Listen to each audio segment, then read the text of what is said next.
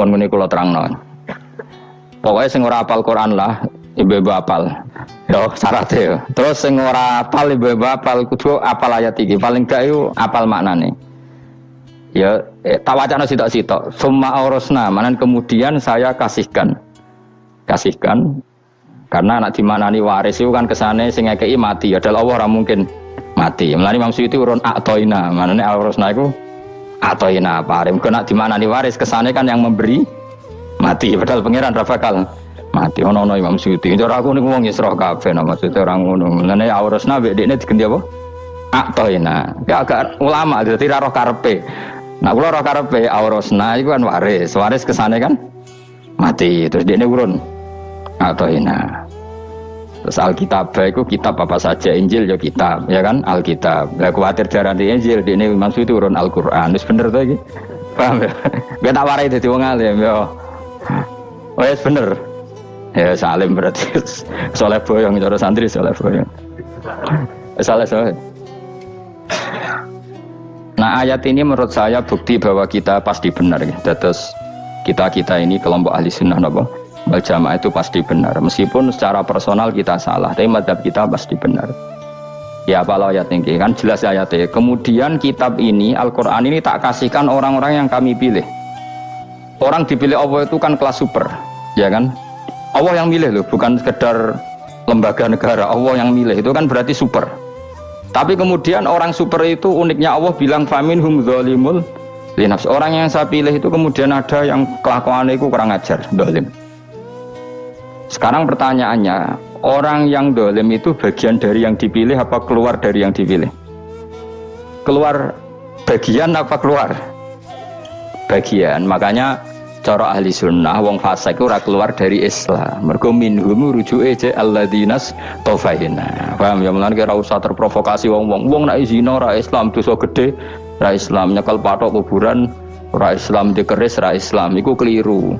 Wong Allah dewe dawuh kemudian Quran ini tak kasihkan sama orang-orang yang kami pilih. Lah yang kami pilih itu ada yang berstatus dolim. Artinya yang dolim pun masih berkategori yang kami pilih. Artinya minimal tidak keluar dari nopo Islam. Itu kan normal. Misalnya saya sebagai pelatih milih 11 pemain. Ya tentu setelah di lapangan ono sing dolim kan. Mau ngamun tok. Mau kerobok tok. Tapi tetap dia pilihan kan. Tapi tentu nanti yang terbaik ya yang kerja keras, yang ngegulno. Tapi kan tetap dia sudah pemain di dalam situ. Jadi jelas ya. Makanya ya saya ulang lagi ya, tak latihan. Misalnya ja'an nasu, misalnya manusia itu datang faminhum zaidun, waminhum amrun, waminhum bakrun. Artinya ketika kata manusia itu pasti memasukkan zaid, amr, bakar. Orang-orang yang dipilih Allah itu ya siapa saja, yang penting kategorinya dipilih. Meskipun setelah dipilih Allah itu ada yang berstatus dolim. Nah kenapa tetap dipilih Allah? Ya karena dia punya status. Tak warai ya jadi wong alim. Gembong malam biru, malam rolikur. Selikur, rolikur. Biru? Yes. Anggap aja Lailatul Qadar. Ora usah darani ganjil. Sing darani ganjil ya sapa? Aneh-aneh. Lailatul Qadar ya mulai tanggal 1 Ramadan. Malah ulama sedarani mulai ruwah. Iso wis ke ruwah wingi. Wong kula sering tok Lailatul Qadar kadang mulut, kadang Dzulhijjah. Kula kan jenisnya on time. Kaya wong melarat, dene dhuwit pendak entuk THR. Nah wong marang pangeran ya sawal selo besar ya entuk napa? Lailatul Qadar. Mergo Lailatul Qadar iku malam diturunane Quran. Quran itu turun Ramadan tok apa tau Sawal to? Sawal ya tahu, Dzulhijjah tahu. Dzulhijjah tahu. Bolak-balik al-yauma akmaltu lakum turun bulan apa? Dzulhijjah. Kowe mari amatir, itu angel terus. Sing darane Lailatul Qadar iku malam diturunne Quran. Quran turune iku pira? Ya macam-macam, Ramadan nggih bolak. Lah tapi ana kelas-kelas premium, ana kelas umum, sing kelas umum wis pokoke Ramadan. Sing ganjilnya dipilih salah sitok. Berarti itu pembatasan apa? Nah Quran dhewe turun coba surat paling terkenal, ayat paling terkenal al-yauma akmaltu lakum turun tanggal piro? Tanggal 9 Arafah Dzulhijjah haji wada. Padahal ta'rif Lailatul Qadar Allah unzila fihil Quran. Ya tapi ilmu ini mari debat biasa. Umumnya wong ora takoi wong Gus nuzul Quran tanggal piro 17. Lailatul Qadar tanggal selikur. Ya jare nuzulul Quran yo pas Lailatul Qadar. Wong-wong lak muni bingung nang wong. Nah aku sira bingung. Lha kok ora tau mikir jajal. Nuzulul Quran sing resmi ning kitab-kitab tanggal piro? 17. Lailatul Qadar tanggal. Padahal Lailatul Qadar disifati apa? Malam turune. Doa. Nek ora tau bingung ngono. Wah, ana kadang ngirim wong goblok, wong kok ayeme ngono. Ya ora tau mikir. Aku men goblok-goblok. Dadi ana ilmu paradok barang ya tenang, ya santai. Padahal ya tak bedhek ya nuzul Quran tanggal piro sing resmi cara kitab-kitab. 17 Ramadan. Lailatul Qadar sing resmi 21 nganti 29. Terus Lailatul Qadar iku wulan apa? Wulan diturunkannya Al-Qur'an. Berarti tanggal piro? Bocah dijak pinter. Ya kan inna anzalnahu fi lailatul qadar. Saya tak tahu. Nuzul Quran tanggal piro? 17. Lailatul Qadar. Selikur.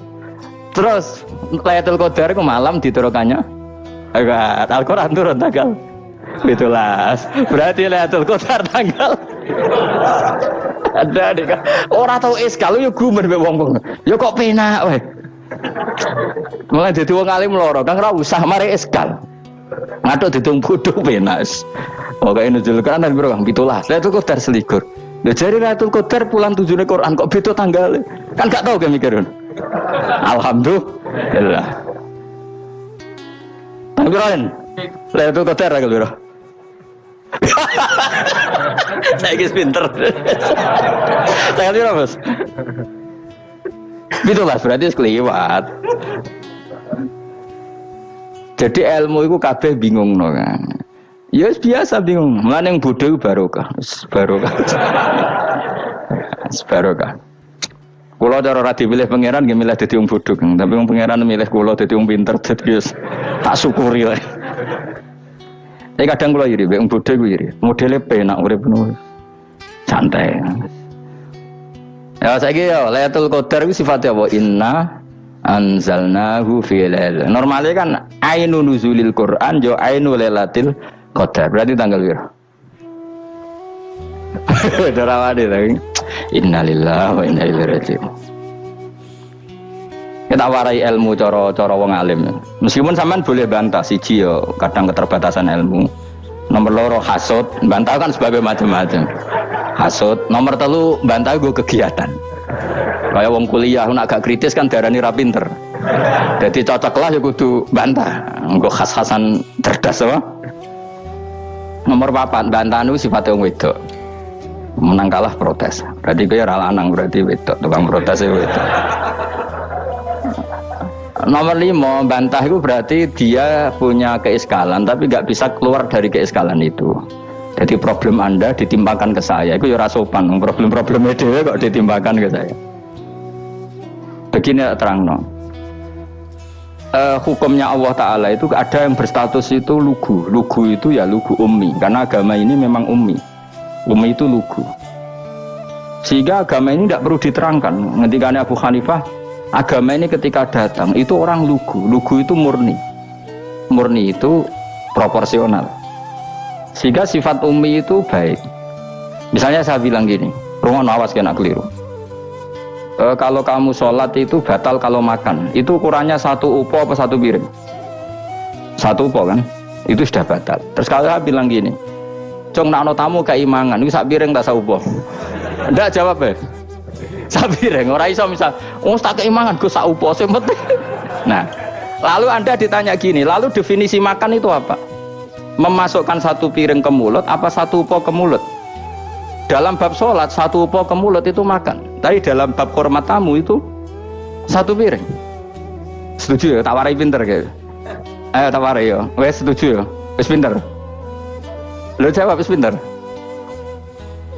Urung. Lailatul Qadar ya kono. Misalnya Lailatul Qadar menjadi super karena ada sesuatu yang super turun, yaitu Lailatul Quran. Jadi menjadi super karena yang turun adalah sesuatu yang super, dan itu artinya tanggal Lho, sawane aku cek. Iku teke tanggal 21 kabeh sing ngaji ning ngene. Oh jelas inna anzalnahu fi lailatul qadar. Rujuke ning ndi? Quran kan? Wa ma adraka ma lailatul qadar. Lailatul qadri khairum min alfi syahr. Makanya Lailatul Qadar itu ya bisa saja tanggal 1 kemarin sudah kelewat. Mbok entah ini jebelis baris dada atau mungkin Sa'ban. Jadi perdebatan ulama tentang Lailatul Qadar, malah ada wali yang bilang saya tiap hari mendapat Lailatul Qadar. Nah, itu malah kelas meneh, malah pusing, malah apa? Pusing. Udah gak usah mikir itu. Jadi hukumnya Allah itu ada dua. Ada hukum itu lugu dan ini bagus. Makanya saya itu kenangan saya terbaik dalam membela Allah dan Rasul. Saya ulang lagi, kenangan saya terbaik dalam membela Allah dan Rasul itu masalah faraid. Dulu mungkin banyak yang ingat lah ketika tahun berapa lupa saya, tapi ada seorang menteri dan pakar Islam menggulirkan isu hak waris itu sama, lelaki dan perempuan sama, alasannya karena perempuan sekarang kerja. Jadi gara-gara kesamaan gender kemudian mereka ingin bagi waris itu apa? Sama lidzakari mislu hadzil unsayain itu ditentang. Gerakan itu pernah menguat, termasuk yang bisa dengan tanda kutip bisa menghentikan gerakan itu termasuk itu saya. Yang punya pikiran gitu tak parani, tak tantang begini, saya bilang gini. Anda ngomong ini itu karena pinter apa karena tren? Tak tanya. Ya karena pinter. Saya ini kan orangnya keren, punya kepangkatan jos lah.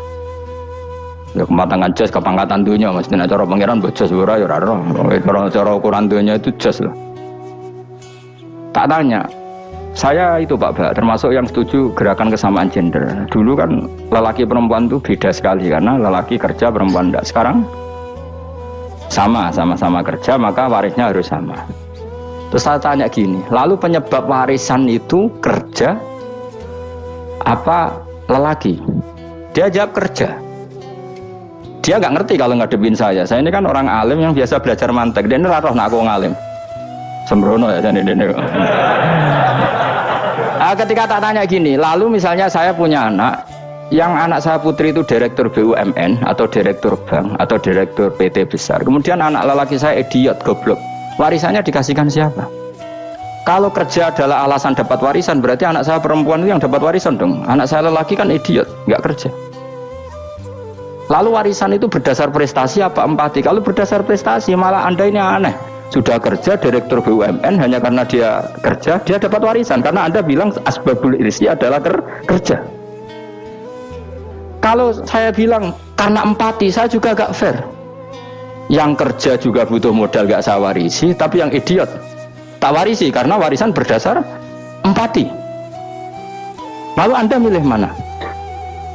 Bingung deh namanya. Sampai dia ikrar, saya belum pernah mendapat perlawanan seperti ini karena Anda ngomong sama orang-orang goblok, kata saya. Terus saya bilang, saya ini ngaji Wahab khatam berkali-kali. Anda mungkin baca kitab Wahab itu hanya terjemah. Maka menurut Islam yang menjadi hak waris itu sebabnya zukurah wal unasah, kelelakian menjadi dapat 2 bagian, keperempuanan menjadi 1 bagian, dan itu Islam tidak mau urusan dengan prestasi maupun empati, mujarrodul zukurah dan mujarrodul unusah. Sehingga dengan seperti ini tuh Islam nggak ribet. Coba kalau kamu pakai ilatul hukmi, pakai cara berpikir logika, malah ruwet. Karena tadi, kalau kesamaan gender itu karena perempuan kerja, lalu misalnya yang lelaki idiot misalnya atau pengangguran, warisan kamu kasihkan siapa? Kalau kerja itu menjadi alasan hukum, kamu kasihkan yang perempuan kan? Aneh nggak? Yang sudah kerja malah kamu kasih warisan yang nganggur? Enggak. Berarti berdasar prestasi atau berdasar empati. Kalau kamu dapat warisan, idiot dulu dong.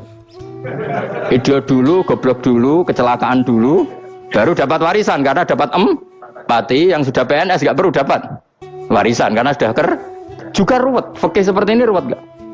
Ruwet. Nah, kata Imam Haromen gurunya Ghazali, agama itu kadang dinuna dinul ajais. Kita ikut yang lugu saja. Allah bilang lelaki dapat 2 bagian dari perempuan, ya lelaki ya yang punya alat kelamin, penis. Perempuan yang punya farji, ya sudah gitu aja, gak usah ruwet-ruwet.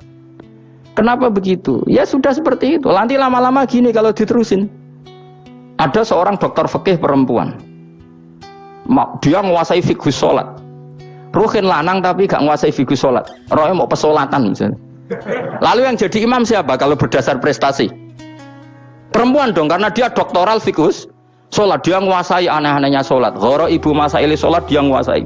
Sementara Rukin takoi sholat apa Rukin? Pokoknya ini gugus ngadeg terus lungguh, terus ngadeg balik. Apa? Ada ngulang. Nah salam ngalerian. Dia tahunya hanya itu dok. Lalu kalau nuruti imam sholat adalah yang terpandai dalam fikus sholat, tentu yang imami perempuan. Tapi agama ini tidak seperti itu. Pokoknya wong lanang imami, wong beda. Jadi makanya kata Imam Haromen dinuna dinul ajais. Sampai Said Muhammad itu sering ngutip beliau gini kan, Allahumma imanan ka imanil ajais, ya Allah semoga iman saya menerima konsep engkau itu ka imanil ajais, imannya wong wedok-wedok sing lugu. Ajis itu perempuan lugu yang sudah sepuh. Jadi misalnya ngukur anak seneng ya anak kono gedang goreng ngekei duwe ya lugu saja. Itu bagus daripada kamu pakai argumentasi, karena argumentasi ini sebetulnya kelihatan cerdas tapi ada kebodohan masif. Karena tadi kalau hak waris kita otak-atik dengan prestasi, maka yang pro empati akan protes. Paham ya? Masa yang sudah kerja dikasih banyak yang idiot enggak? Tapi kalau berdasar empati juga aneh. Masa dapat warisan harus goblok dulu, harus kecelakaan dulu.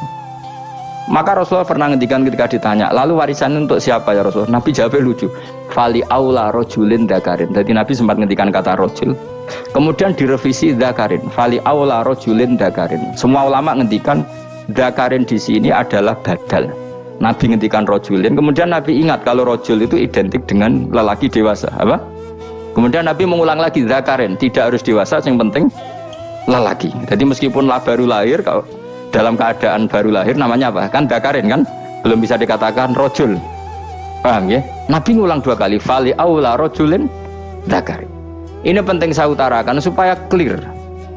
Jadi agama itu gak usah diotak-atik. Ya itu tadi misalnya imam sholat itu lelaki. Ya sudah lelaki. Lelaki itu apa? Yang punya alat kelamin lelaki. Jangan dibalik ini. Yang dikatakan lelaki itu orang kuat. Sehingga meskipun perempuan kalau kuat, misalnya perempuan anggota poluan, lelakinya cemen, idiot, maka imamnya perempuan gitu. Karena makna lelaki adalah kuat. Ini keruwetan. Jadi agama itu tidak seperti itu. Nah sekarang kembali ke pilihan.